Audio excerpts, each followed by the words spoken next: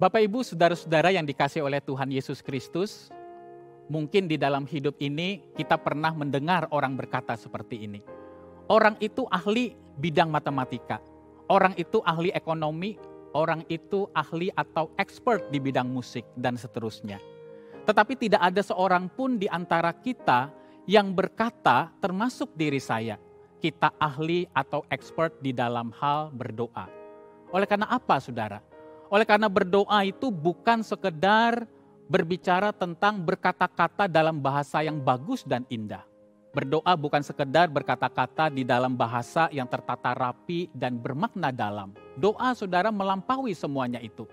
Doa yang benar itu melibatkan motivasi kita, keinginan kita, dan sikap hati kita di hadapan Tuhan. Di dalam Injil Matius pasal yang ke-6 ayat 9 sampai yang ke-13, Tuhan Yesus mengajarkan tentang doa Bapa kami. Dan di dalam doa Bapa kami ini kita menemukan ada 6 permohonan di dalamnya. Permohonan yang pertama, dikuduskanlah namamu. Yang kedua, datanglah kerajaanmu. Yang ketiga, jadilah kehendakmu di bumi seperti di surga. Yang keempat, berikanlah kami pada hari ini makanan kami yang secukupnya. Yang kelima, dan ampunilah kami akan kesalahan kami. Dan yang keenam, dan janganlah membawa kami ke dalam pencobaan, tetapi lepaskanlah kami daripada yang jahat.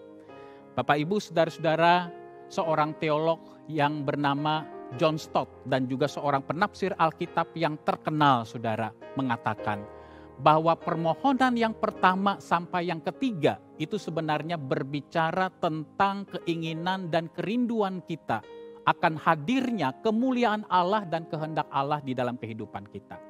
Sedangkan permohonan yang keempat sampai dengan yang keenam itu berbicara tentang kebutuhan kita. Dan kita mengungkapkan apa yang menjadi keinginan yang baik di dalam kehidupan kita kepada Tuhan.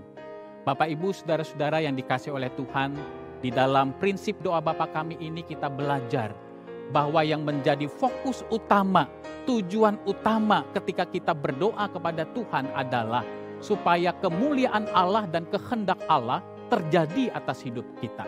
Doa, saudara, bukan fokus utamanya berbicara tentang namaku, kebesaranku, kehendakku, dan kerajaanku. Jangan sampai, saudara, ketika kita berdoa, sambil kita berdosa kepada Tuhan. Oleh karena kita datang kepada Tuhan dengan motivasi dan sikap hati yang keliru di hadapannya. Apa yang baik menurut kita, belum tentu itu yang baik menurut Tuhan. Tetapi apa yang baik menurut Tuhan, itu pasti yang baik menurut diri kita. Karena, saudara, saya percaya bahwa Tuhan adalah Bapa kita yang mengetahui apa yang terbaik buat anak-anaknya. Percayalah kepada Tuhan dengan segenap hati kita dan lakukanlah bagian dan tanggung jawab kita dengan setia di hadapannya. Tuhan Yesus menyertai dan memimpin langkah-langkah kehidupan kita. Amin.